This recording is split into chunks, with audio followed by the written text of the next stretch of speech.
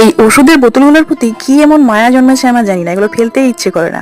যেমন ডি এর ওষুধ, কিমির ওষুধ, সমস্ত ওষুধের বোতল আমি জমিয়ে রেখেছি। আর এই বোতলগুলো জমিয়ে রেখেছিলাম বলে আজকে রথযাত্রা উপলক্ষে কি বানাবো ভাবতে ভাবতে মনে হলো এই বোতলগুলোর উপর ক্লের কাজ করে জগন্নাথ দেব, সুভদ্রা এবং বলরামের মূর্তি বানানো যেতে পারে।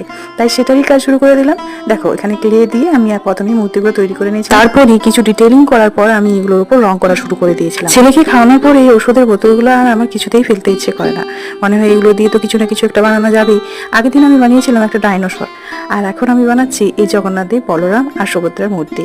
পাশে কিন্তু ছেলে বসেছে, আমি ওকে বলেছিলাম যে আমি ওকে রথযাত্রা উপলক্ষে 3টে পুতুল বানিয়ে দেবো, কারণ ও তো আর জানে না রথযাত্রা কি এবং জগন্নাথ দেবী বা কে। তাই ওকে বলেছিলাম পুতুল বানিয়ে দেবো। আর সত্যি সত্যি এগুলো বানাতে বানাতে মনে হয়েছিল ছোট্টবেলার সেই ছোট্ট ছোট্ট পুতুলগুলো। ব্যাস, এগুলো তো বানানো আমার কমপ্লিট। এরপর রথযাত্রা উপলক্ষে সকলেই বলে উঠি চলো জয় জগন্নাথ। সকলে খুব ভালো থেকো, সুস্থ থেকো।